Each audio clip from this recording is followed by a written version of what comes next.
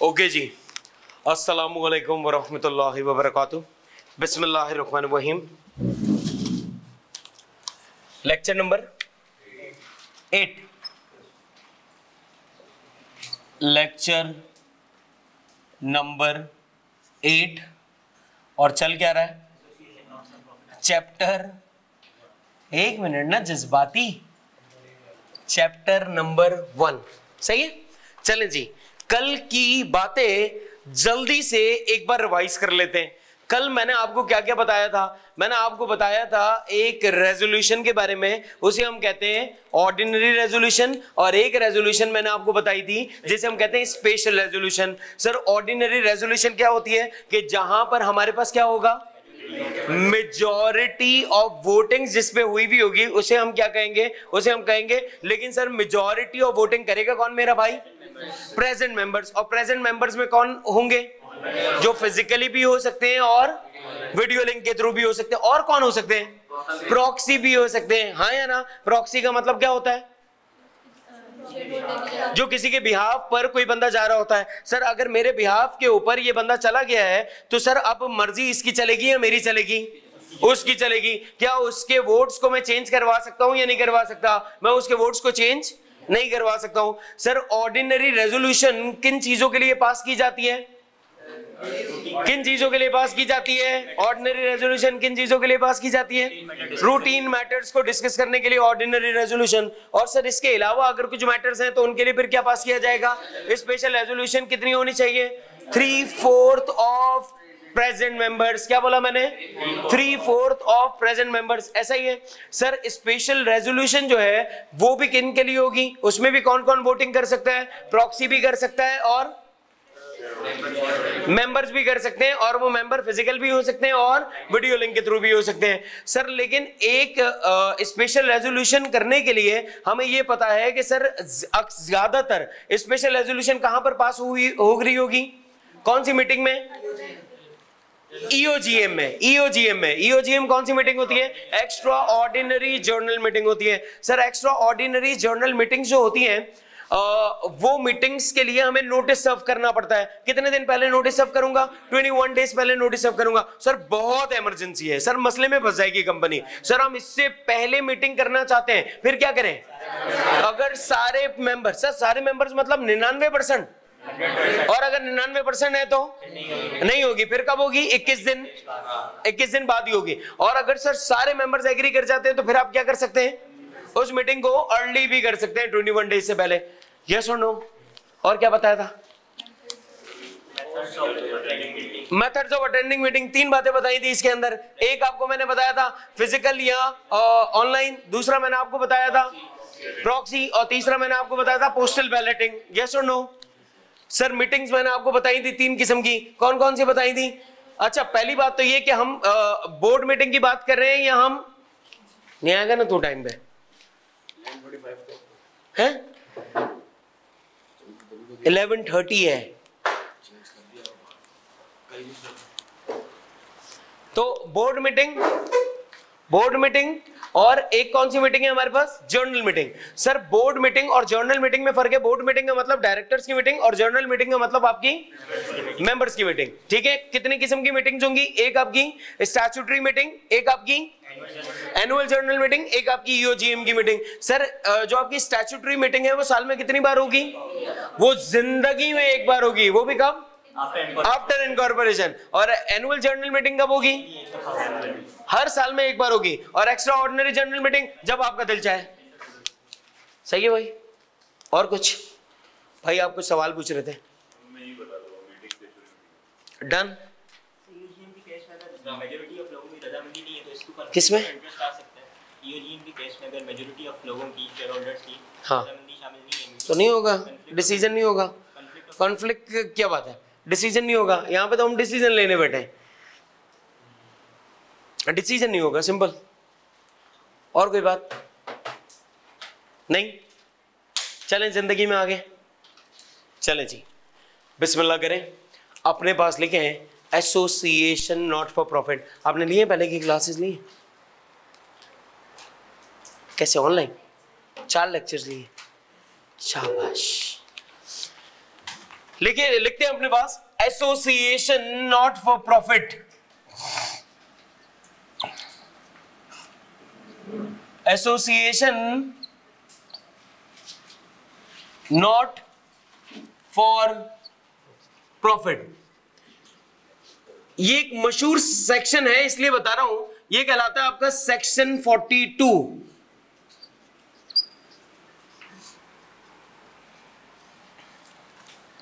Sir association not for profit जो है, इनको क्या क्या एज मिला हुआ होता है इनको? हाँ भाई, पहली चीज सर, इनको टैक्स नहीं पे करना पड़ता। इनको एज क्या मिला हुआ है? इनको टैक्स नहीं पे करना पड़ता। Sir association not for profit है क्या? ये एक ऐसी ऑर्गेनाइजेशन होती है, ये एक ऐसा इदारा होता है कि सर जिसका पर्पस जो है वो पैसा कमाना या प्रॉफिट कमाना मकसद नहीं है। क्या कहा मैंने? जिसका मकसद प्रॉफिट कमाना नहीं है। इसका मतलब क्या सर, वो प्रॉफिट नहीं कमाते होंगे? कमाते होंगे। तो आपने तो बोला सर इनका मकसद प्रॉफिट कमाना नहीं है। भैया मकसद प्रॉफिट कमाना नहीं है, और प्रॉफिट अगर कमा भी लिया तो वो पैसा घर लेके जाने का नहीं है, वो पैसा फिर से क्या करना है? री इन्वेस्ट करना है। उसी काम के अंदर हम फिर से क्या करेंगे? री इन्वेस्ट करेंगे। सर यहां पर लिखते जाइएगा आप लोग ना, ठीक है ना? एक प्लॉट बना रहा हूं आपके लिए, चाहिए? सर इसका मतलब कि मैंने आपसे क्या कहा कि ये एक ऐसा इदारा है कि जिसका मकसद क्या है? प्रॉफिट कमाना नहीं है। और सर इनको क्या मिला हुआ होता है? इनको टैक्स से आजादी, एग्जम्पशन है, इनको टैक्स नहीं पे करना, इनको टैक्स पे नहीं करना। सर इनका जो, इसका मतलब कि सर इनको कोई प्रॉफिट तो नहीं होता होगा? प्रॉफिट होता है, लेकिन उस प्रॉफिट को ये घर लेके नहीं जाते। उस प्रॉफिट से ये लोगों को, मेंबर्स को डिविडेंड पे नहीं करते। ये क्या करते हैं? ये उसी प्रॉफिट को री इन्वेस्ट कर देते हैं। ये लोगों को डिविडेंड पे नहीं करते। ये मेंबर्स को प्रॉफिट होने के बावजूद भी डिविडेंड पे नहीं करेंगे। ये उसी पैसे को क्या करेंगे? री इन्वेस्ट करेंगे। सर इनको एक एज और मिला हुआ है, इनके नाम के आगे वर्ड लिमिटेड यूज नहीं होता। अब ये मैंने आपको बताया था कि यार इनके नाम के आगे वर्ड लिमिटेड क्यों यूज नहीं होता?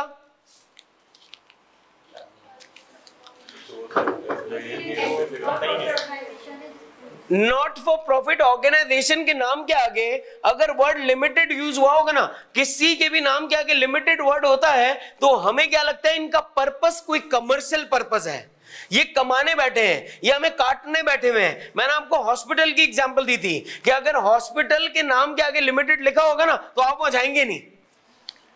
आपके हाथ पे खाली आपको पट्टी करवानी, बैंडेज करवानी होगी ना, आप नहीं जाएंगे। आप बोलेंगे नहीं नहीं भाई क्या हो गया, ये तो हमारी और चमड़ी जो रखी हुई है वो भी उतार देंगे। इसका मतलब कि सर आप क्या कर रहे हैं? आप उस वर्ड लिमिटेड को आपको लगाने की जरूरत नहीं है। कौन नहीं लगाता? Organisation which is not for profit, एक ऐसी ऑर्गेनाइजेशन जिसका मकसद प्रॉफिट कमाना नहीं है। सर इनका पर्पस क्या होता है? ये क्यों बनाए जाते हैं? इनका काम है वेलफेयर का। ये क्यों बनाए जाते हैं? ये वेलफेयर के लिए काम, इनका काम है फलाह व बहबूद के लिए, लोगों की भलाई के लिए काम करना है। अब सर वो किन किन चीजों के ऊपर काम कर सकते हैं? ये एजुकेशन पे काम करते हैं। ये किस पे काम करेंगे? एजुकेशन पे। ये स्पोर्ट्स पे काम करेंगे, ये साइंस पे काम करेंगे, ये हंगर पे काम करेंगे लोगों की, ये लोगों की सेल्फ डेवलपमेंट के ऊपर काम कर रहे होंगे, ये इस्लाम के ऊपर काम कर रहे होंगे या रिलीजियन के ऊपर। रिलीजियन लिख लें।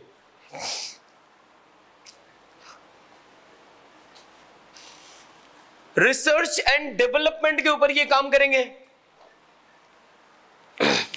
तो इनका पर्पस क्या है? इनका पर्पस है एक्चुअली कि ये काम क्या कर रहे होंगे, इनका काम होगा कि किसी भी किस्म से लोगों को क्या दे सके, ये लोग बेनिफिट या फायदा दे रहे हो। ठीक है सर, यहां पर हम जो बात कर रहे हैं नॉट फॉर प्रॉफिट ऑर्गेनाइजेशन की, या हम किसी पब्लिक हम किसी आम आवाम में से किसी बंदे की बात नहीं कर रहे हैं। इसको बनाने के लिए आपको एक पब्लिक कंपनी बनाना पड़ेगा, आपको as a public company registered करना पड़ेगा एनपीओ को। इसके लिए आपको क्या करना पड़ेगा? आपको एक पब्लिक कंपनी के तौर पे इसे रजिस्टर्ड करना पड़ेगा। डोंट वरी, मैं नहीं लिख रहा बोर्ड पे, ठीक है।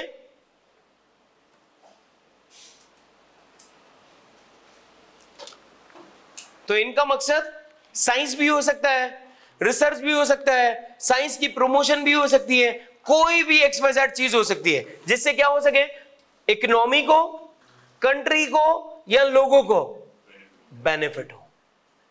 हाँ या ना? कोई भी शख्स जो इस तरह की कोई भी ऑर्गेनाइजेशन चला रहा है ना, इसका मकसद सिंपल है, फायदा यहां किसको होगा? कंट्री को। यहां फायदा किसको होगा? आपकी इकोनॉमी को।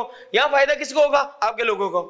कोई भी ऑर्गेनाइजेशन आप उठा लें, आप ईडी साहब को उठा लें, आप जेडीसी को उठा लें, आप किसी को भी, सबका मकसद बज़ाहिर ऐसे बज़ाहिर तो मेरे बोलने की आदत है, तो सबका मकसद एक्चुअली एक ही होता है कमोबेश, अदर देन ईडी साहब। ठीक है भाई, ईडी साहब का तो बहुत ही टाइट पर्पस था, क्योंकि मतलब जिसको कुछ ना हो, कोई वीडियो ना हो, कुछ भी ना हो, और क्या कमाल काम कर दें, बहुत बड़ी बात है। एनीवेज, अब आप लिखेंगे अपने पास conditions for grant of licence, conditions for grant of licence.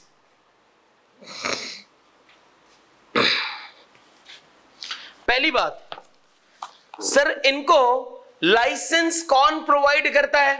Registrar या एससीसीपी?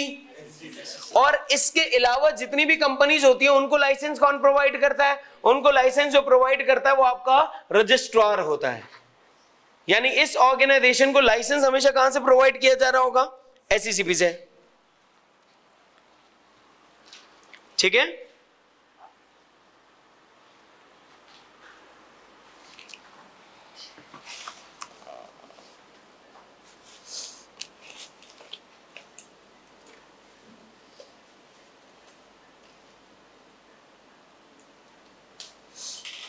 ठीक है सर, इनका जो ऑब्जेक्ट होगा वो कभी भी सर अगेंस्ट पब्लिक इंटरेस्ट नहीं होना चाहिए, अगेंस्ट पब्लिक पॉलिसी नहीं होना चाहिए।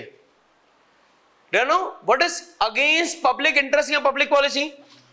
कि सर आपका जो इंटरेस्ट है वो कभी भी लोगों को, कंट्री को और इकोनॉमी को नुकसान पहुंचाना ना हो। आपका मकसद टेररिस्ट फंडिंग या टेररिस्ट फाइनेंसिंग करना ना हो। आपका मकसद मनी लॉन्ड्रिंग करना ना हो। हाँ या ना? आपका मकसद टेररिस्ट फंडिंग या टेररिस्ट फाइनेंसिंग ना हो। क्या आप टेररिस्ट को फाइनेंसिंग कर रहे हैं? क्या भैया जाओ ब्लास्ट करो कहीं पे भी, जहां मर्जी जा रही है? नहीं नहीं, वो जिहाद के अलावा करते ना, जलन में, हसद में, वो वाला भी हो सकता है। ठीक है ना? तो इसका मतलब सर ये सारे काम किस में आ सकते हैं कि आपका ये मकसद नहीं होना चाहिए। सर इनका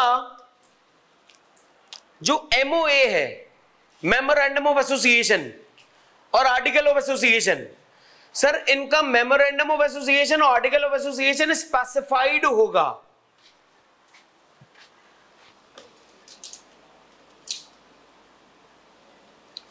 और वो इजाजत कौन दे रहा होगा? भैया रजिस्टर्ड कौन कर रहा है? तो फिर इसकी अप्रूवल भी कौन दे रहा होगा? SCCP।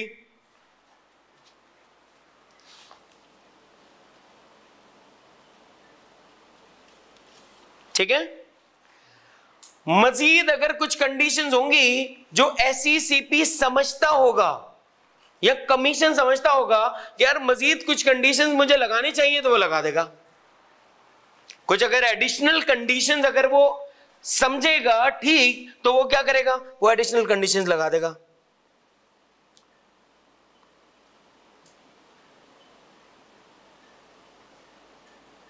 ठीक है सर, मेरा आपसे एक सवाल,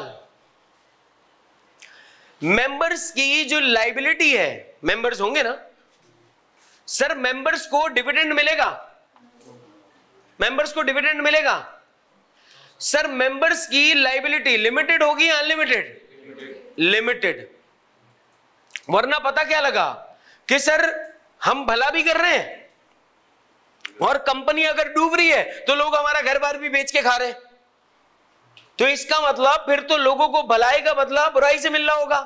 तो फिर कोई भी शख्स कभी भी इस तरह की ऑर्गेनाइजेशन पे काम करेगा ही नहीं। यस और नो? तो इसी वजह से इनकी लायबिलिटी क्या होती है, इनकी लायबिलिटी होती है लिमिटेड। क्या होती है इनकी लायबिलिटी? ये भी इनको एक एज हासिल है, ये भी इनको एक प्रिविलेज मिला हुआ है। तो इनके पास प्रिविलेजेस क्या क्या है? पहला, इनको टैक्स नहीं देना। दूसरा सर, इनके नाम के आगे वर्ड लिमिटेड यूज नहीं होगा। और तीसरा, इनकी लायबिलिटी क्या होगी? लिमिटेड होगी। और सर इनके साथ एक मसला क्या होगा कि इनको क्या नहीं मिलेगा? डिविडेंड नहीं मिलेगा। ठीक है,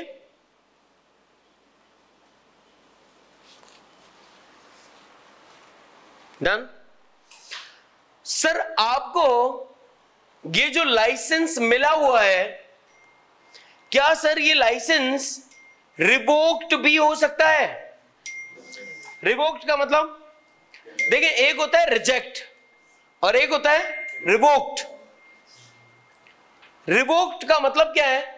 रिवोक्ड मींस के वापस ले लिया जाए। रिवोक्ड मींस सर अगर हमने आपको लाइसेंस दिया है ना बेटा, तो हम आपसे लाइसेंस वापस भी ले सकते हैं। तो इसका मतलब कि सर क्या लाइसेंस की रिवोकेशन हो सकती है? बिल्कुल हो सकती है। वो लाइसेंस की रिवोकेशन कर कौन सकता है? एससीसीपी। लिख लें अपने पास कि रिवोकेशन ऑफ लाइसेंस किसके हाथ में है? वो भी एससीसीपी के हाथ में है। अब एससीसीपी लाइसेंस को रिवोक करेगा कब?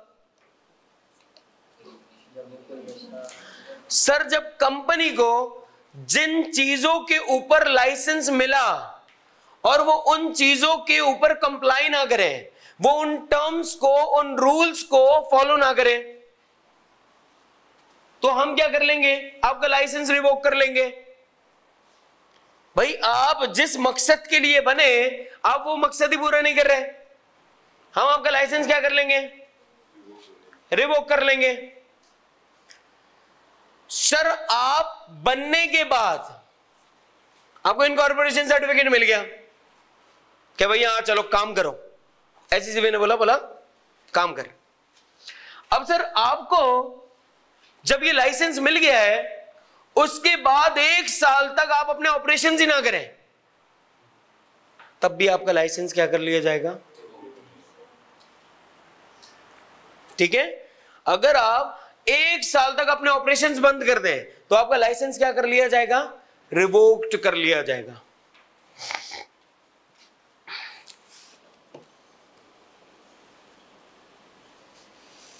ठीक है सर, या फिर आप पब्लिक इंटरेस्ट के अगेंस्ट कोई काम कर रहे हो, पब्लिक इंटरेस्ट के against,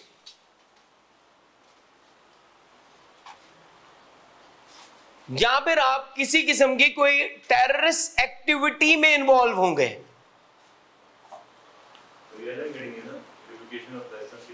ji ji ji, revocation of licence के अंदर आ रही हैं चीजें कि हम आपका लाइसेंस कब वापस ले लेंगे। आपको ऐसे काम कर रहे होगे जो आपको नहीं करने चाहिए,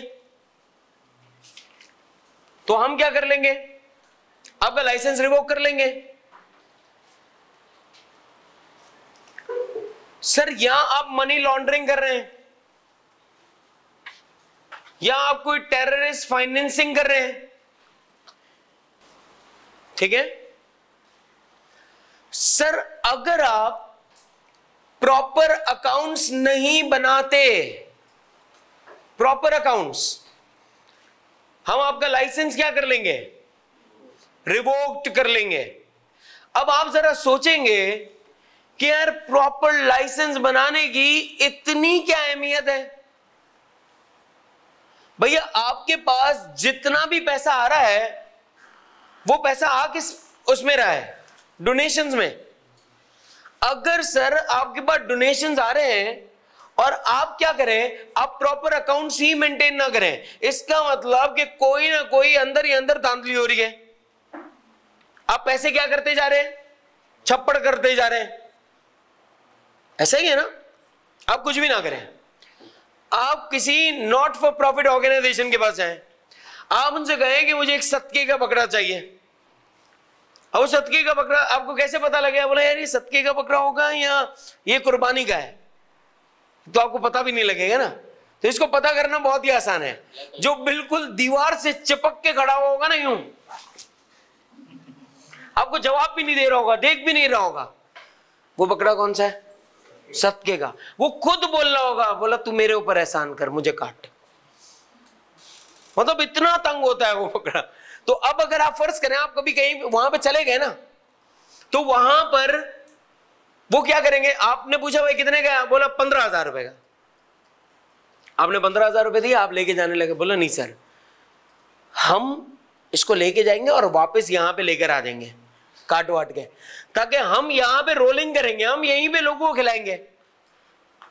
बकरा भी इनके पास रहा, पैसे भी इनके पास रहे, और इसके बदले में सर हमें कोई रिसिप्ट, कोई चीज, तो आपको एक पर्ची देते हैं, मैनुअल पर्ची।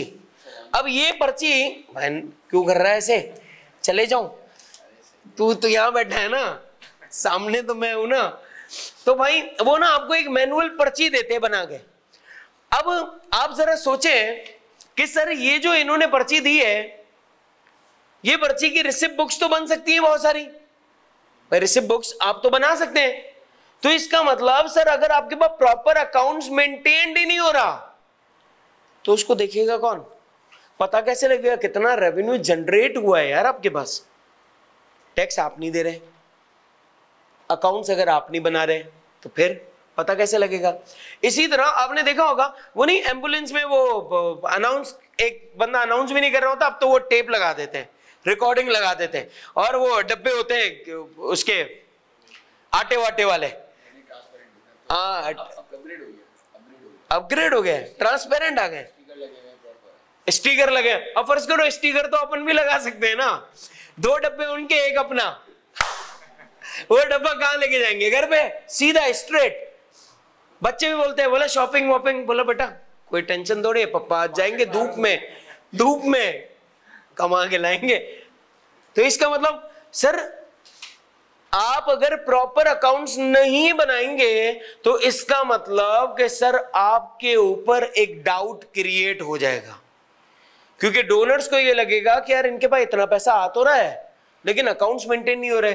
तो अगर आपके अकाउंट्स मेंटेन नहीं होंगे तो सिर्फ डोनर्स को बुरा नहीं लग रहा, एससीसीबी को बुरा लग रहा है, एससीसीबी डाउट में आ जाएगा। तो इस वजह से एससीसीबी आपका लाइसेंस क्या कर लेता है, रिवोक्ड कर लेता है। लिख लें अपने पास। अगली बात रिवोकेशन ऑफ लाइसेंस के अंदर ही, सर अगर आपने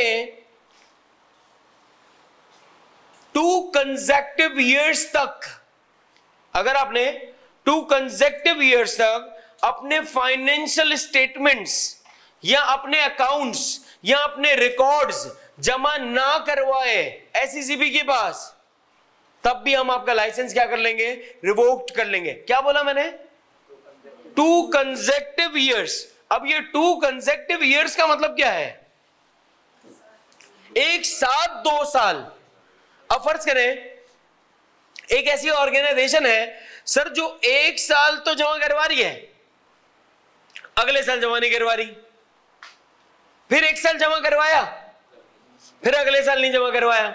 सर इनका लाइसेंस रिवोक कर लें, नहीं। क्या लिखवाया मैंने, 2 कंसेक्टिव ईयर्स के सर अगर आपने लगातार 2 सालों तक ना जमा करवाया तो हम आपका लाइसेंस क्या कर सकते हैं, रिवोक कर सकते हैं। और अगर 1 साल जमा करवाया फिर 1 साल ना जमा करवाया, तो अगर आपको एग्जामिनर एक सिनेरियो दे कि सर एक ऐसी कंपनी है जिसने 1 साल जमा करवाया फिर 1 साल नहीं जमा करवाया फिर 2015 से 2017 तक नहीं जमा करवाया, तो ये इनको लाइसेंस ऑफ रिवोकेशन का लाइसेंस कब मिलना चाहिए, 2010 में मिल जाना चाहिए या 2017 में मिलना चाहिए, 2017 में मिलना चाहिए। बात समझ आ रही है? जब इन्होंने एक साथ 2 बार अपने फाइनेंशियल स्टेटमेंट जमा नहीं करवाए।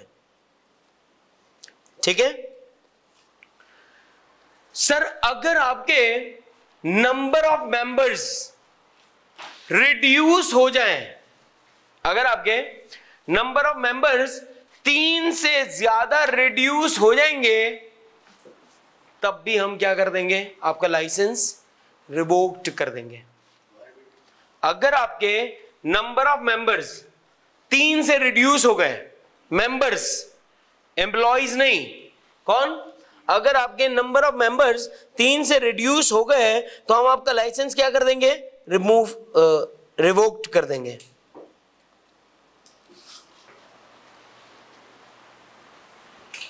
इसके बाद सर जो आपकी मैनेजमेंट है, मैनेजमेंट अगर रिफ्यूज कर दे किसी काम को करने के लिए जो एससीसीपी ने बताए हो, तो भी हम आपका लाइसेंस क्या कर लेंगे, रिवोक कर लेंगे।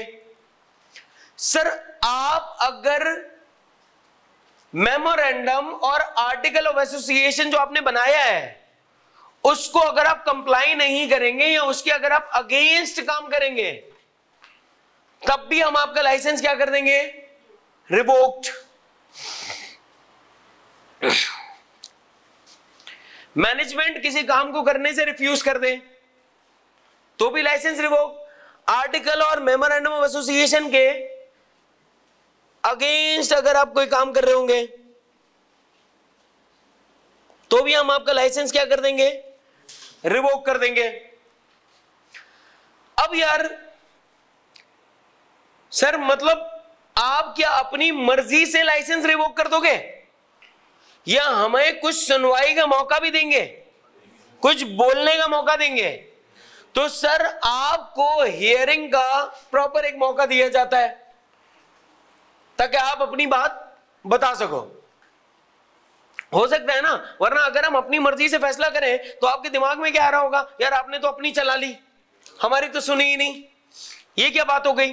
तो भैया ये क्या बात हो गई, इसी वजह से हम आपको क्या दे रहे हैं, हम आपको बोलने का मौका दे रहे हैं। कौन, हाँ जी बिल्कुल। तो ये मौका किसको दिया जा रहा होता है, ये एनपीओ को दिया जा रहा होता है, नॉट फॉर प्रॉफिट ऑर्गेनाइजेशन को दिया जा रहा होता है।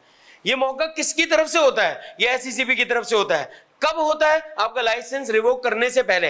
अगर वो सेटिस्फाइड होंगे, अगर वो इस आपके काम से सहमत होंगे या सेटिस्फाइड होंगे तो कोई टेंशन नहीं है, और अगर वो सेटिस्फाई नहीं होंगे आपके इस काम से तो फिर वो क्या कर देंगे,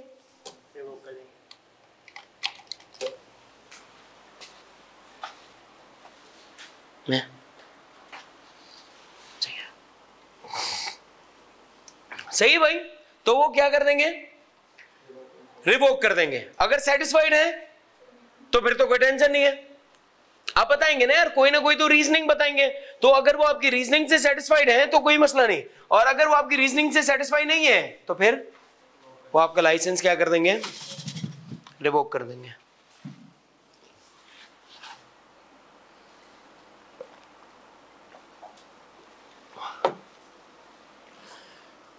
कितने एज मिले हुए हैं आपको,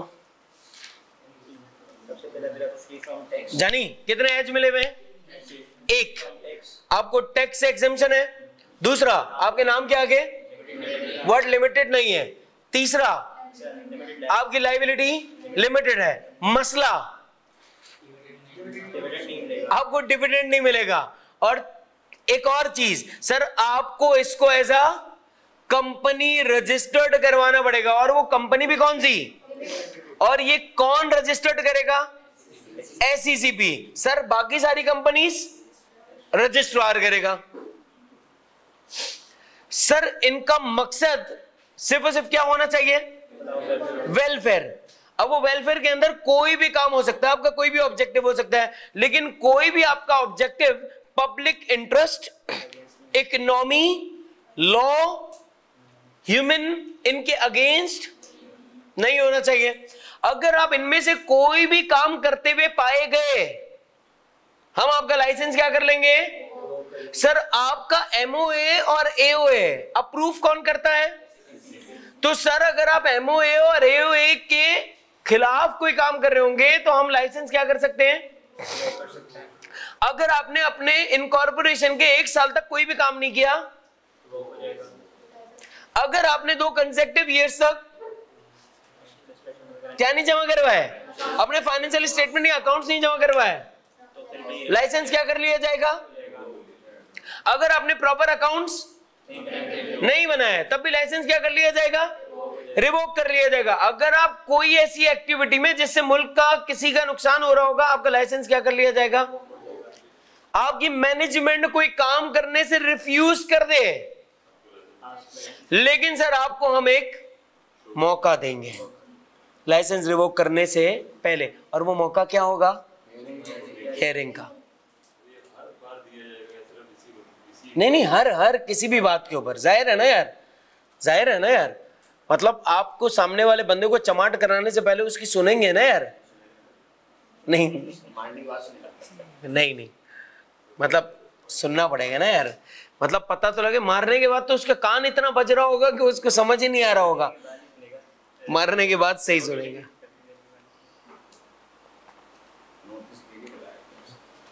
अब आप अपने पास लिखेंगे sir effects of revocation of license, effects of revocation of license। Sir अगर किसी का लाइसेंस रिवोक कर लिया गया, अब क्या होगा भाई? जब आपको लाइसेंस दे दिया तो इसका मतलब अब आप क्या करो? काम करो।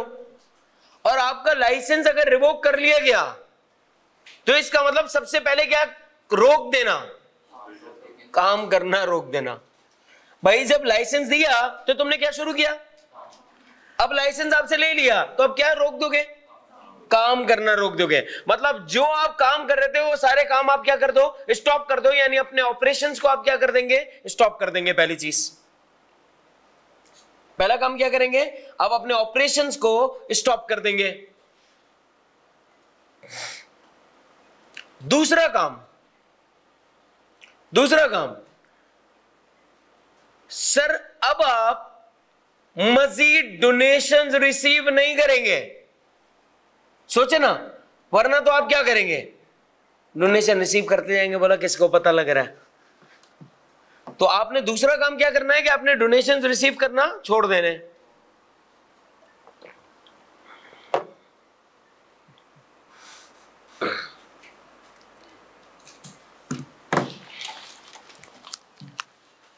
अब सर आपने एक काम करना है कि आपने एसिड्स को ट्रांसफर करना है। क्या करना है? अब यार फर्ज करें आपने एक एनजीओ खोला था, उसके अंदर आपने डायलिसिस की मशीनें रखी हुई हैं, ठीक है। अब अगर वो एनजीओ आप बंद करते हैं तो वो किसके पैसों की थी? डोनर्स के पैसों की। किसके पैसों की थी? अब यार वो जो डोनर का जो पैसा था, सर वो मशीनें बेच के घर पे ले जाऊं पैसा भाई, वरना तो हर दूसरा बंदा क्या करेगा? एनजीओ स्टार्ट करेगा, लोगों से डोनेशन लेगा, एसेट्स खरीदेगा, और एसेट्स खरीदने के बाद ऐसी हरकतें करेगा कि एसईसीबी उसका लाइसेंस रिवोक कर ले और उसके बाद सारे के सारे एसेट बेचेगा और निकल जाएगा यूएसए। सुकून है ना? बोला यहां पर मैं काम जन्नत के लिए कर रहा था और अब मैं वहां पे चला गया हूं तो अब दोज़ख मेरे ने खुद काम कर रही है, ठीक है। तो अब हुआ क्या? हुआ ऐसा कि सर आपके पास इतने सारे जो एसेट्स रखे हुए हैं, वो सारे के सारे एसेट्स आपको क्या करने हैं, आपको कोई अपने जैसी ऑर्गेनाइजेशन ढूंढनी है, एनजीओ, कोई एक ऐसी नॉट फॉर प्रॉफिट ऑर्गेनाइजेशन ढूंढनी है जिसका काम सेम हो, जिसका मकसद सेम हो। और आप क्या करेंगे सर, आप वो तमाम एसेट्स किसको ट्रांसफर करेंगे, उस सिमिलर ऑर्गेनाइजेशन को ट्रांसफर करेंगे। अभी करते हैं ना, बताता हूं ना तुम्हें।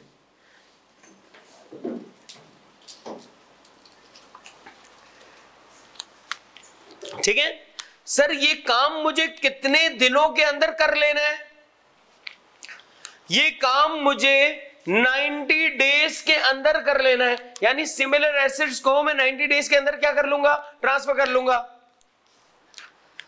अब सर जब मैंने 90 डेज के अंदर ट्रांसफर कर दिया, जब मैंने 90 डेज के अंदर ट्रांसफर कर दिया सर, अब मेरा वहां से कोई सेल्फ इंटरेस्ट डेवलप नहीं हो जाएगा? जरा सोचे यार फर्ज करो मैंने आपको किसी और के पैसों की बिरयानी खिलाई,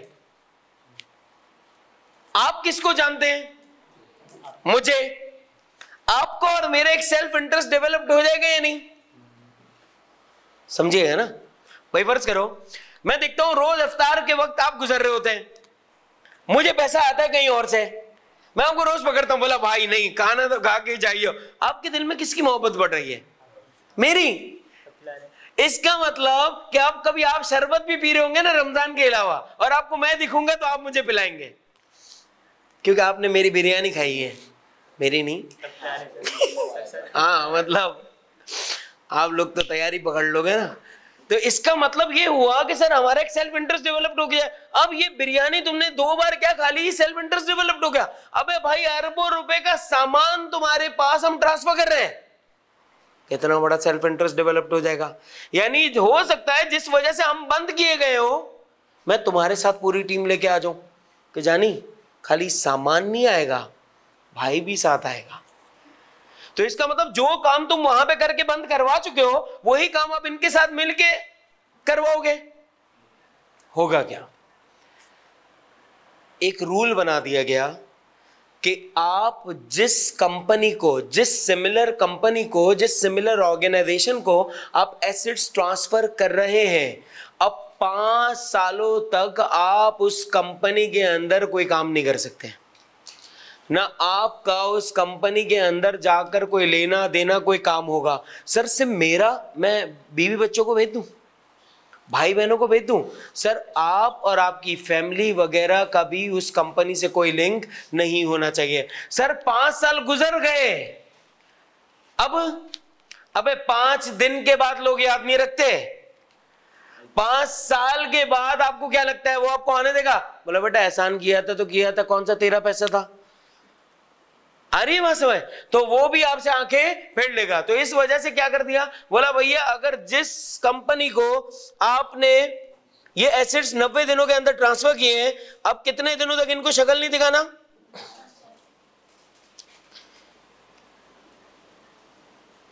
ठीक है सर, हम वो ट्रांसफरी की जो कंपनी है उसमें अब हमारा किसी भी किस्म का कोई काम नहीं होगा। सर हमारा किसका, मेंबर्स का या ऑफिसर्स का भी?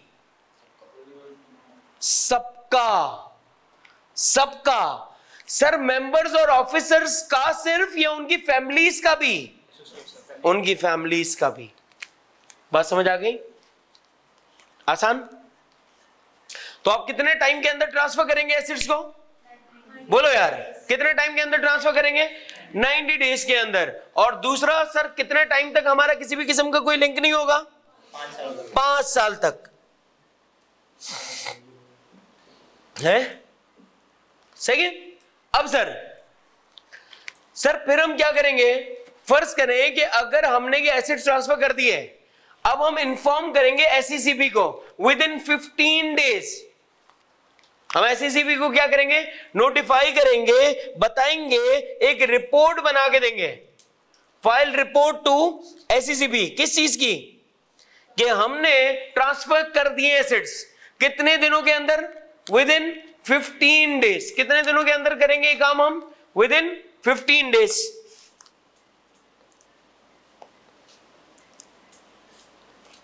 ठीक है सर, आपने एसईसीबी को बता दिया, रिपोर्ट कर दिया।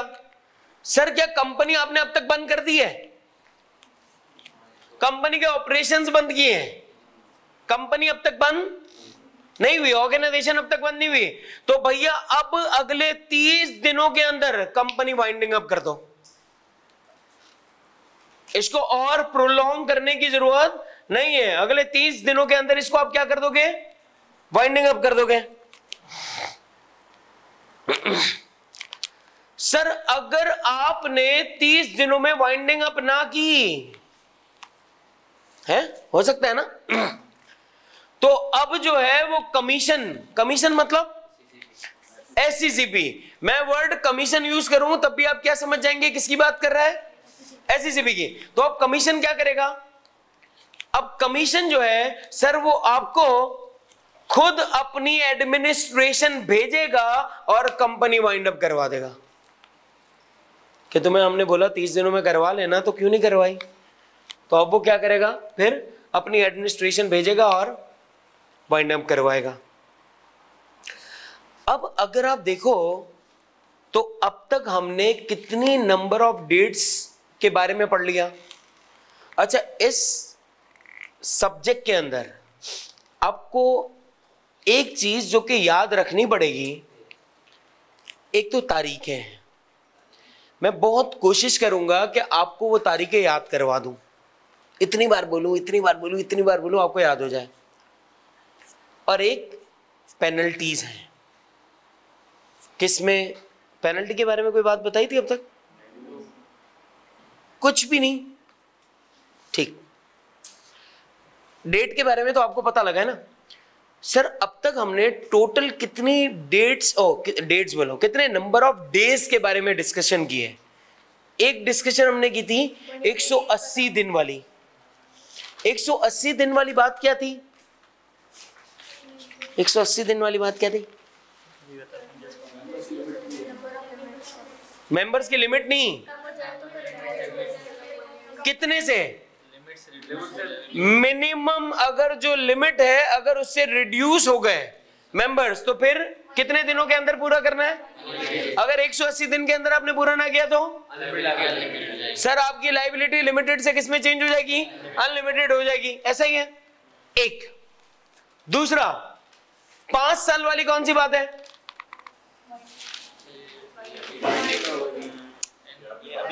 सिमिलर एसेट्स ट्रांसफर करने के बाद मेंबर्स, ऑफिसर्स, उनकी फैमिलीज, उसका किसी भी किस्म का कोई कनेक्शन या रिलेशन नहीं होना चाहिए। ऐसा ही है।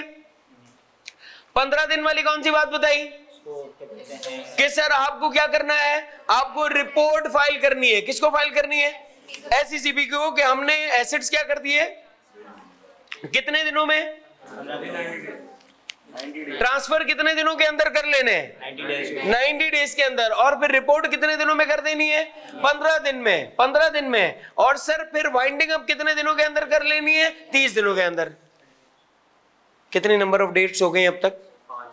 5, 180, 90, 5 साल, 15 और 30। Very good. 21 डेज पहले क्या करना होता है? अरे नोटिस सर्व करना होता है ना। किस बात का नोटिस है ये? एक्स्ट्रा ऑर्डिनरी जर्नल मीटिंग का है। किसका है ये? Extra ordinary journal meeting. Total कितनी हो गई? 6। याद रह जाएंगी कि आखिर में जाते जाते ना ये इतनी हो जाएंगी कि आप टक्कर मार रहे होंगे दीवार को और मैं वो टक्कर अपने सीने पे आपसे खा लूंगा, मार मेरे सीने पे। तो इसका मतलब भाई पहले से आपको बता क्यों रहा हूं ये बातें, इसलिए बता रहा हूं ताकि आप पहले से इस चीज के ऊपर अपने दिमाग को ट्रेन करना स्टार्ट कर दो। आखिर में ये नहीं बोलना सर ये तो मुश्किल हो रही है यार चीजें। यार अजीब बात है, इसमें मुश्किल होने वाली कोई बात ही नहीं है। आ रही बात समझ? अगर आप देखें तो आप इन सबको लिंक कर सकते हैं आपस में। 180 दिन वाली बात तो स्ट्रेट है। अगर आप यहां पर ये 4 बातें देखें तो ये चारों बातें एक दूसरे से लिंक है। ट्रांसफर कितने दिनों में करना है? 90 दिनों में। फिर कितने दिनों तक नहीं जाना? कितने टाइम तक नहीं जाना? 5 सालों तक। सर लेकिन ये काम करने के बाद कितने टाइम में रिपोर्ट करनी है? 15 दिन में। और 15 दिन में रिपोर्ट करने के बाद कितने टाइम में उसकी वाइंडिंग अप करनी है? 30 दिन के अंदर। क्या मसला है? मसला है कोई? सिंपल हो गया। Excellent. Association not for profit हो गया जी भाई। अभी आपने ये बात की ना कि उनका मकसद प्रॉफिट कमाना नहीं होता, मगर जी। वो प्रॉफिट कमा रहे होते हैं। जाहिर सी बात है उनके आपने भी बात की कि वाइंडिंग अप भी हो जाती है 30 डेज के अंदर, और वो एसेट भी ट्रांसफर कर देते हैं। तो जो रिसीवेबल और लायबिलिटी उनके ऊपर होती है उनका क्या बनेगा? वेरी गुड भाई, सुन लें सर। जो रिकवरी है ना वो अगर बाकी होगी तो वो रिकवरी पूरी करेंगे। पहले ऑपरेशन बंद कर दें। हाँ ऑपरेशन बंद कर दें लेकिन रिकवरी करेंगे। There is a difference between donations and recovery. Recovery वो है जो आपके सामान के पैसे बाकी हैं। भाई एक किराने वाला है, वो अपनी दुकान बंद कर रहा है, बोला भैया बेचने के लिए कुछ भी नहीं है। तो बोला भाई आप बैठे क्यों? बोला भाई जिन लोगों को उधार दिया ना वो पेमेंटें देने आ रहे हैं तो उनके लिए बैठा हुआ हूं। तो इसका मतलब ये क्या कर रहे होते हैं? ये रिकवरीज कर रहे होते हैं, डोनेशंस नहीं ले रहे होते नेक्स्ट, लेकिन पुरानी रिकवरी कर रहे होते हैं कि किसी को सामान बेचा है, किसी को कोई चीज दी हुई है, किसी को उधार पे कोई चीज दी हुई है, उसकी इंस्टॉलमेंट्स आ रही हैं, डिफरेंट डिफरेंट चीजें हो सकती हैं। तो ये क्या कर रहे होते हैं? ये रिकवरीज कर रहे होते हैं। और ये लिख लें, एक और बात लिख लें, एक और बात लिख लें कि सर ये लोग क्या करेंगे? ये लोग ऑपरेशंस तो बंद कर देंगे लेकिन इनकी रिकवरी चल रही होगी। लेकिन ये रिकवरी इनको टोटल कितने टाइम के अंदर कर लेनी है? कुछ मेरे ख्याल से 4 से 4.5 महीनों के अंदर हो जानी चाहिए। अगर आप सबका हिसाब करें तो आपको पता लग जाएगा कि कोई 4 4.5 महीने बनेंगे। कैसे? 90 दिन, 15 दिन और 30 दिन। हाँ या ना? क्योंकि 90 दिनों के अंदर तो आप एसेट ट्रांसफर कर रहे होंगे, 15 दिनों के अंदर आप रिपोर्ट कर रहे होंगे। यानी वाइंडिंग अप से पहले पहले आप सारी रिकवरी कर लो। ये नहीं हमारी अभी भी रिकवरी बाकी है, नहीं नहीं, फटाफट करो, सबको कॉल करो। आपके पास 4 4.5 महीने, वो वाइंडिंग अप का पूरा प्रोसीजर स्टार्ट करके आप उसमें अपनी सारी रिकवरीज करके खत्म कर दो कहानी। वो घर तो नहीं ले जाएंगे ना? नहीं, घर पे क्यों लेके जाएंगे यार?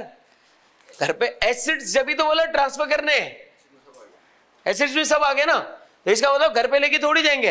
हाँ सैलरीज वैलरीज हैं वर्कर्स की, उनको बांटेंगे, वो घर पे लेके जाएंगे। सैलरीज जो उनका हक बनता है, जो उनकी सर्विसेज है। इसके अलावा हाँ जाहिर है ना, सर्विसेज दे रहे होते हैं, एम्प्लॉइज है ना वो भी। एससीबी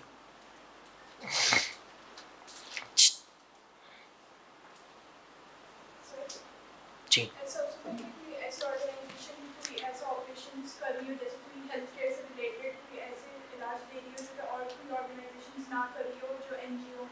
अगर कोई हो सकता है कोई और हॉस्पिटल करता हो जिसका पर्पस कमर्शियल हो, तो जिसका पर्पस कमर्शियल हो, वो इस तरह के इलाज, और वो एनजीओ, कोई एनजीओ ऐसी नहीं है जो कि इस तरह का इलाज प्रोवाइड करे। ये एनजीओ के तौर पे काम कर रही है जिसके आप एग्जांपल दे रहे हैं। जी सर। और अच्छा, और उसका लाइसेंस रिवोक हो गया तो वो एसेट्स का क्या करेंगे? वो एसेट्स अगर कोई ट्रांसफर करने के लिए आपके पास कोई इदारा नहीं है तो फिर उसकी सारी चीजें, सारी डिस्ट्रीब्यूशन, वो आपकी लिक्विडेशन के सारे काम एससीसीबी खुद देख लेगा कि अब उन एसेट्स का क्या करना है। ठीक है? नहीं, आप करते हैं ना, लेकिन यार हमें तो कोई मतलब, फर्ज करें कोई बंदा आपके सामने अभी रो पड़े, आप कसम से घर से भी चीजें निकाल के दे दोगे यार। ये इंसानियत है अल्हम्दुलिल्लाह। हमारे यहाँ पे इससे कोई मतलब नहीं है, तू रजिस्टर्ड है या नहीं है, तो कितना दुखी है, इससे हमें मतलब है बस। सीरियसली, मतलब आप कभी कभी ऐसे रास्ते में भी गुजरेंगे ना, इवन आप मस्जिद से नमाज पढ़ के भी निकलेंगे ना, तो आप बोलोगे नहीं यार दुखी यार, इसको अल्लाह से मांगना चाहिए यार, ये मुझसे मांग रहा है, इसका मतलब अल्लाह ने इसको मेरे पास भेज दिया होगा। अब आपने कहां देखा कि वो रजिस्टर्ड है क्या नहीं, लेकिन आपका जो ट्रस्ट होता है वो रजिस्टर्ड इदारों पे होता है, ताकि आप मल्टीपल टाइम्स उनको डोनेशंस दे सकते हैं। और अगर कोई रजिस्टर्ड नहीं है तो फिर आपका ऑब्वियस बात है उनके ऊपर कोई ट्रस्ट ही नहीं है। हाँ क्या सर, इम्प्रिजनमेंट भी हो सकती है। हाँ, इम्प्रिजनमेंट भी हो सकती है, क्योंकि अगर आप कोई टेररिस्ट फाइनेंसिंग कर रहे हैं जिससे लोगों को नुकसान हो सकता है, तो ऑब्वियस बात है आपको जो आपकी सजा बनती है वो सजा आपको मिलेगी। हाँ है ना भाई, एक बंदा अपने घर के और पड़ोसियों के घर के बच्चों को पालने के लिए चोरी कर रहा है, मकसद तो अच्छा है, हरकत गलत है, तो आप क्या बोलोगे? क्या सजा नहीं दोगे उसको? सजा दोगे। तो भैया आप एनजीओ के नाम पे भी अगर आपको ऐसा कोई काम कर रहे हैं जिसमें टेररिस्ट फंडिंग या कोई भी चीज है, तो इसका मतलब आपको उसके बदले में हर्जाना पे करना पड़ेगा, इम्प्रिजनमेंट होगी, जो भी होगी, जो भी आपकी सजा है वो आपके लिए होगी। समझ आ गई बात? पक्की बात है। एक नए टॉपिक का नाम लिखें, चैप्टर नंबर 1 ही चल रहा है, ठीक है? ये चैप्टर नंबर 1 का यार एक काम करें, पहले एक पेनल्टी भी लिख लें। पेनल्टीज होती क्या है ये भी मैं आपको बता दूं, फिर एक आखिरी टॉपिक इसके अंदर बच जाएगा पहले चैप्टर में, फिर इंशाल्लाह हमारा पहला चैप्टर इख्तिताम पजीर हो जाएगा इंशाल्लाह। पेनल्टी लिखिएगा, पेनल्टी। देखिए पेनल्टी हमारे पास ना 3 किस्म की होगी। कितनी किस्म की होगी पेनल्टीज? 3 किस्म की। एक हमारे पास जो पेनल्टी है उसे हम कहते हैं लेवल 1 की पेनल्टी, लेवल 2 की पेनल्टी और लेवल 3 की पेनल्टी। लेवल 1, 2 और 3। सर मैं आपको जब कुछ चीजें बता रहा हूंगा ना, तो आप मुझे बता सकते हैं कि सर ये बहुत ही बेसिक लेवल की हरकत है, इसके ऊपर लेवल 1 की पेनल्टी लगनी चाहिए। जब मैं आपको बताऊंगा ना कि यार सर इसकी इंटेंसिटी बहुत ज्यादा है, इस काम की शिद्दत बहुत ज्यादा है, इससे नुकसान बहुत बड़ा है, तो आप क्या बोलेंगे? ये लेवल 3 की पेनल्टी है। एक में इंटेंसिटी बहुत ही बेसिक लेवल की, लेवल 1 की पेनल्टी, एक में इंटेंसिटी तबाही, लेवल 3 की पेनल्टी। तो ये 2 ऐसी पेनल्टी है जो आप पहचान लेंगे कि यार यहां पे ये वाली पेनल्टी लगनी चाहिए। यहां पे मसला कहां पर आएगा? लेवल 2 की पेनल्टी में, क्योंकि उसकी इंटेंसिटी आपको समझ नहीं आ रही होगी कि इसकी इंटेंसिटी कम में चली आएगी, ज्यादा में चली आएगी, मॉडरेट में जाएगी। याद आपको सब करना है, लेकिन एक थोड़ा सा जुगारी सा वो बता रहा हूं आपको कनेक्शन, कि आपको लेवल 1 और 2 और 3 तो समझ आ जाएंगे, 2 में आप फंस जाएंगे। सर अब ये कितनी कितनी पेनल्टीज हैं, आगे आगे जाते जाएंगे ना, तो कहां कहां पर कितनी कितनी पेनल्टी लगेगी। सर मुझे ये, मैं एक बार आपको पेनल्टी बता देता हूं, सिर्फ एक बार आपको मैं पेनल्टी बता देता हूं कि लेवल 1 के अंदर कितने रुपए की पेनल्टी है, लेवल 2 के अंदर कितने रुपए की पेनल्टी है और लेवल 3 में कितने रुपए की पेनल्टी है। फिर हर बार हम आपको सिर्फ ये बताएंगे यहां पर इस मौके के ऊपर लेवल 2 की पेनल्टी लग रही है, इस मौके के ऊपर लेवल 1 की पेनल्टी लग रही है, या इस मौके के ऊपर लेवल 3 की पेनल्टी लग रही है। बस आ रही बात समझ? तो एग्जामिनर आपसे क्या चाहता है? खाली ये बता दो कौन से लेवल की पेनल्टी है, 1 की, 2 की, 3 की। तो आपको पहले ये बता देता हूं कि लेवल 1 में कितनी पेनल्टी है, लिख लें अपने पास।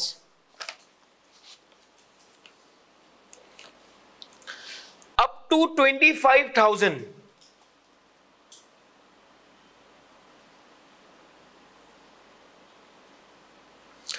और सर अगर आपने पेनल्टी एक टाइम पीरियड तक पे ना की, ये मैं आपको लेवल 1 की पेनल्टी बता रहा हूं। लेवल 1 की पेनल्टी कितनी है? Up to 25,000। और सर अगर आपने लेवल 1 की पेनल्टी पे करने का टाइम आ गया और आपने पेनल्टी पे ना की, अब आपके ऊपर पर डे के हिसाब से पेनल्टी लगेगी। और वो पर डे के हिसाब से कितनी पेनल्टी लग रही होगी? 500 रुपए पर डे। भाई आपसे कहा 18 जनवरी तक आपको ये लेवल 1 की पेनल्टी पे करनी है। आपने ये पे की 23 जनवरी को, तो आपको कितने पे करने हैं? 25,000 तो पे करने ही करने हैं ना, और मजीद 5 दिन के पे करने हैं, वो कितने हो जाएंगे? 2500 रुपए। यस और नो? लेवल 2 की जरा पेनल्टी लिख लें अपने पास, अप टू 5 लाख रुपीस।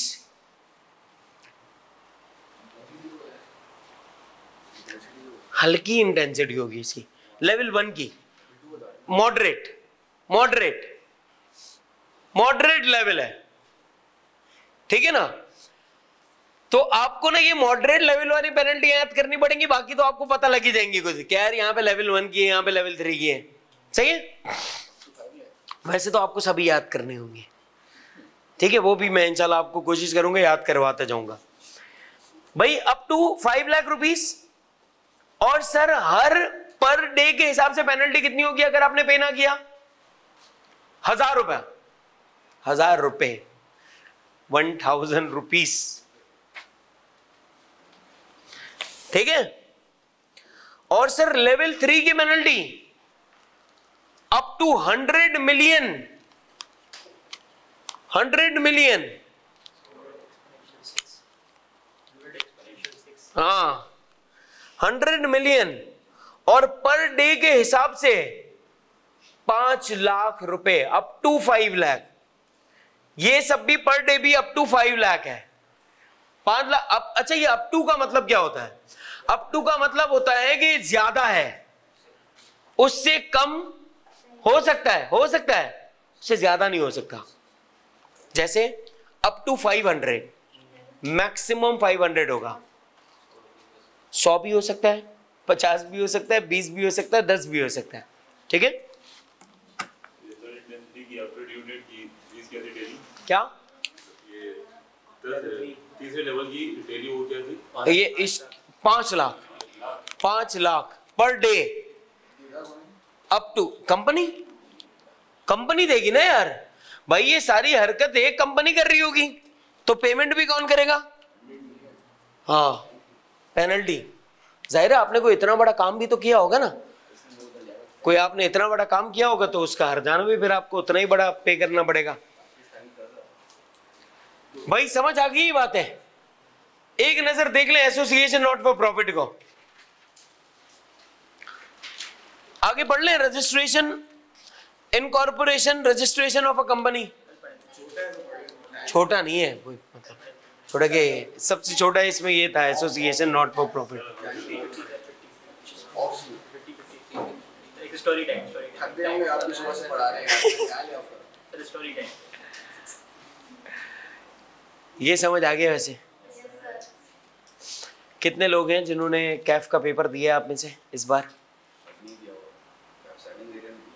नहीं, हो सकता है कुछ लोगों ने पास करके वो बैठे हुए हों कि नेक्स्ट अटेम्प्ट में। सब नहीं दिया हुआ है?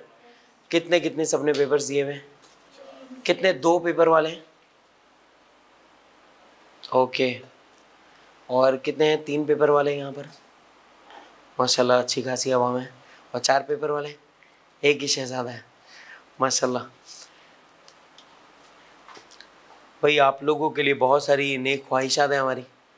अल्लाह करे कि आप लोगों के पेपर्स पास हो जाएं, लेकिन आप अभी पढ़ने बैठे हैं ना, तो आप अपना 100% दिमाग यहाँ पे लगा के बैठे। ये ना सोचें कि यार पेपर का क्या होगा, इसका क्या होगा, रिजल्ट क्या आएगा। वो कुछ भी आएगा, आप वो देख लेंगे। कभी भी जिंदगी में अनसर्टेनिटी के बारे में प्लान करने की आपको ज़रूरत नहीं है। उस चीज़ के बारे में प्लान करें जो आपके सामने आज है, अभी है। और जो आज है उस काम को कर लें। फर्ज कर लें बहुत सारे आप में से लोग हैं जिनके लेक्चर्स पेंडिंग हैं, और अगर जिसका भी लेक्चर्स पेंडिंग है, कोई भी शख्स अगर अल्लाह ना करे उसका एक पेपर भी रुक गया, तो अब आप सोचें कितना प्रेशर आ जाएगा। जो लेक्चर्स पेंडिंग है उसका प्रेशर, जो नया सब्जेक्ट आएगा उसका प्रेशर। और आप ये नहीं सोच सकते कि यार मेरे 48 नंबर है, आप तो 2 लेने हैं। भाई 2 नंबर नहीं लेने, 50 नंबर लेने हैं तुम्हें। तो अपने आप को सिर्फ प्लान करके रखें कि आपकी यहां तक चीजें हर लिहाज से कंप्लीट हुई भी हो, रादर देन अपने आप को आप मसलों में उलझा के रखें तो आप उलझते ही जाएंगे। तो उलझने से ज्यादा अच्छा है कि जितनी चीजें आपने पढ़ ली हैं, नेक्स्ट वीक में हमारा चैप्टर 1 खत्म हो जाएगा हर लिहाज से। उसमें क्या क्या शामिल होगा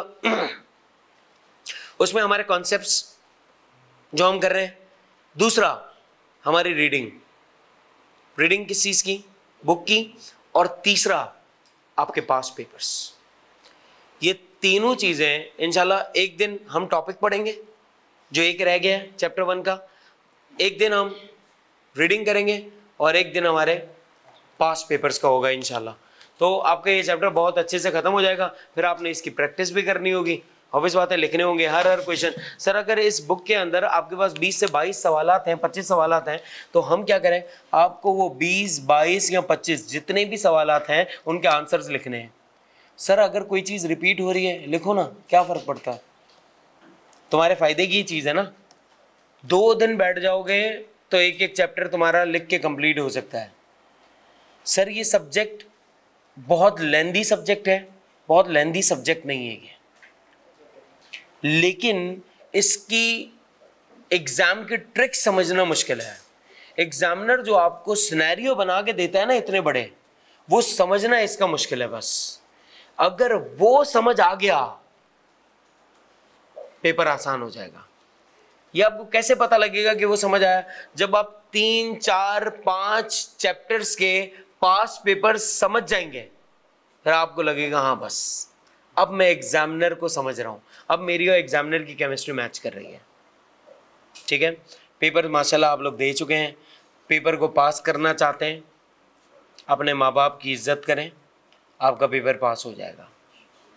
और अगर पेपर अबे पेपर क्या मतलब कोई छोटी सी चीज़ है ना यार, पेपर कोई बहुत बड़ी चीज़ नहीं है, आपको दुनिया की कामयाबियां मिल जाएंगी। जो लोग खुद चार्टर्ड अकाउंटेंट नहीं है वो आपको पढ़ा रहे हैं, तो वजह क्या है, उनके पास बहुत नॉलेज है, अल्लाह उन पे मेहरबान है। अल्लाह उन पे मेहरबान क्यों है? हो सकता है उनके माँ बाप की दुआएं हो। सर ऐसा कौन है आपके सामने बैठा है? अल्लाह तो मेहरबान हो सकता है ना किसी पे भी। तो कामयाबी जरूरी नहीं कि चार्टर्ड अकाउंटेंसी करके ही पूरी करके ही मिल सकती है। इज्जतें करें सबकी, एहसास करें लोगों का, अल्लाह आपको वैसे ही कामयाब कर देंगे इंशाल्लाह। लेकिन इंशाल्लाह आप जब चार्टर्ड अकाउंटेंसी कर लेंगे आपके लिए कामयाबी आसान हो जाएगी, आपके लिए चीज़ों को अचीव करना आसान हो जाएगा इंशाल्लाह। ये इतनी बड़ी क्वालिफिकेशन है कि आई स्टार्टेड माई कैरियर, और मैंने चार्टर्ड अकाउंटेंसी से स्टार्ट किया। अब जाहिर है उसमें टाइम कंज्यूमिंग भी होता है, तो मैंने सिर्फ 1 सेमेस्टर दिया। उस वक्त होता था मॉड्यूल, 1 मॉड्यूल दिया, वो मॉड्यूल A पास किया, मॉड्यूल B दिया, वो रुक गया, मैंने छोड़ दिया। तो I became a youngest principal in the history of Karachi. मैं कॉलेज का यंगेस्ट प्रिंसिपल बन गया एट द एज ऑफ 25। अब एक बंदा 25 साल की एज में सूट वूट पहन के प्रिंसिपल की कुर्सी पे बैठा हो, तो जो मिलने आता होगा उसको भी यकीन नहीं आता, बोला ये कौन बैठा है यार, खुद बताना पड़ता। अब तो फिर ना ऐसे ऐसे मशहूरी हो गई, लोग जानने लगे। और तो मैं जब अपनी अम्मी वगैरह के साथ कभी बाहर जाता था, हम रेस्टोरेंट, तो लोग आते थे मिलने, और तो मेरी अम्मी कहती थी तेरी इतनी इज्जत है। मैंने कहा आपको क्या पता, आपने तो अभी घर में देखा है, आपको बाहर का क्या पता अभी। तो मैंने कहा आप खुश हो ना? बोला मैं खुश होती, अगर तू सीए कर लेता तो मैंने कहा इतना कुछ कर लिया वो, बोले लेकिन तू सीए कर लेता तो मैं और खुश होती। तो अगर जिंदगी में कोई रिग्रेट है जो रह गया, हालांकि इतनी मुश्किल क्वालिफिकेशन ही नहीं थी, मैं कसम खा सकता हूं इस बात के लिए कि ये मैं आज भी अगर मैं चाहूं मैं इसको ऐसे ही कर सकता हूं, ऐसे ही, क्योंकि मुझे इसके ट्रिक्स पता लग गई हैं। इसको पढ़ने की एक ट्रिक है और कुछ भी नहीं है। लेकिन बात सिर्फ ये नहीं है कि मैं ये कर लूं, बात यह है कि ये रिग्रेट कितना बड़ा है। तो वो सिर्फ मेरी मां नहीं है जो ये चाहती है, वो सिर्फ मेरा बाप नहीं है जो ये चाहता है, या आप सबके माँ बाप हैं जो यही चाहते हैं, इसी वजह से आप यहां पे बैठे हुए हैं। तो ये कोशिश कीजिएगा कि अगर आप किसी भी वजह से अपनी गलती, अपनी नाइंसाफी की वजह से ना कर सके, तो वो ही रिग्रेट आप अपने दिल में लिए ना बैठे हो और आपकी अम्मा आपको ना बोल दे, बोला बेटा तू सीईओ तो लग गया है, तू सीएफओ बन गया है, लेकिन बेटा सीए कर लेता। तो आप बोलते हैं अभी इतनी इज्जत मिल रही है, ये मिल रही है, रेस्टोरेंट के अंदर आइसक्रीम कॉम्प्लीमेंट्री आ रही है, खाना आ रहा है, लेकिन इतने लोग, बोला नहीं बेटा सीए कर। तो इसका मतलब कि ये सिर्फ मेरी अम्मा अब्बा नहीं सोचते थे, या आपके लोग भी सोचते हैं। तो आप सिर्फ इस वजह से मेहनत करें कि यार इनको कुछ करके देना है इंशाल्लाह लाइफ में, ठीक है। Wish you all the very best. Result बहुत अच्छा ही आएगा इंशाल्लाह, और हमारी बहुत सारी दुआएं आपके साथ हैं, अल्लाह बहुत खैर करेंगे इंशाल्लाह। चले जी, से अल्हम्दुलिल्लाह, से अगेन अल्हम्दुलिल्लाह, से अगेन। स्टे ब्लेस्ड, अपना ख्याल रखें। इंशाल्लाह ताला हमारी आपसे मुलाकात होगी मंडे वाले दिन। टिल देन अस्सलामु अलैकुम व रहमतुल्लाहि व बरकातुहू।